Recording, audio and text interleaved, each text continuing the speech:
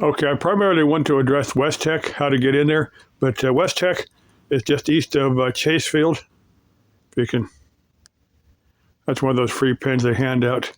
Just walk in there, they'll give you a pin, but you got to drop down like 9th Street or something like that, off of like Washington Jefferson.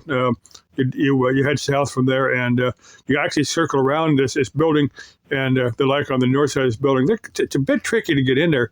The first time I got in there, it took me a little bit to figure out how to get in there. But if somebody is interested, you're going to be in Phoenix. I can meet up with you somewhere, and I'll help you get in there.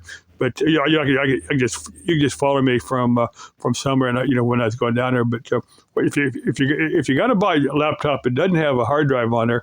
I said they've got laptops from about $15 to about $30. These are all well-used systems, and I just get something that somebody's really not likely to steal. And if they do, they haven't got much, but they work for me. But what you got to do if you're going to buy something, that's a USB thumb drive, but it's got Linux Mint 22. I don't know the name of that particular. It's Linux Mint, but they'll give them names. They give them weird names. They usually give them lady, girl names, but you have to go back to the Linux Mint website. It's like linuxmint.com or something like that, and then you go to their their current distribution name, and it'll be there. But and if you want to down this ISO image and then copy it to a thumb drive, it's all for free.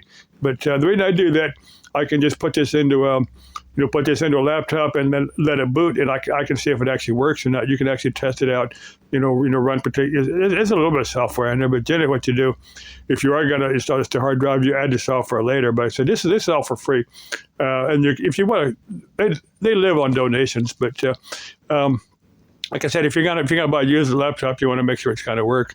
And sometimes they strip the memory out there, so it means you got to take them apart and actually borrow some memory or take some memory with you, because I've done that too. But anyway, I said I probably won't buy a laptop unless I find one real cheap. That's the exact same copy of what I've already got that I've got to fix. And I can just rob parts and stuff off of it, but it's got to be like for $20 or something, because if it's more than that, I'm not going to mess with it. But I may or may not hit up West Tech, but I'm just telling others that it's down there. And if you're in the East Phoenix area, like I said, it's like 9th Street off of Jefferson or Washington. But if you don't know Phoenix, Jefferson runs one way and Washington runs another way. And it's an interesting story I got when I was a kid back in the mid-'70s. I had just barely got my driver's license and didn't drive around Phoenix much. Like I said, I was on Washington. I got on, like I said, those streets are both one way through Phoenix. One goes east, one goes west, but I got on the wrong direction, and I was heading the wrong way. I was looking at the traffic lights, and I was wondering why none of them faced my direction. And suddenly, a big wave of traffic, a bunch of cars were honking at me. So very, very quickly, I realized I was going the wrong direction. I got off, I pulled off in the parking lot real quick, and I got turned around. But like I said, if you're in the city and you don't know it very well, hey, watch out for those one-way streets, because I did that in San Diego. I was there in the mid-'80s. And, I got one of those one-way streets and was going the wrong direction. The same thing, the other traffic kind of alerted me very quickly to the fact I was going the wrong way. But that's one thing you want to be cautious of. The last thing I want to cover, I've got a video that says global warming on it.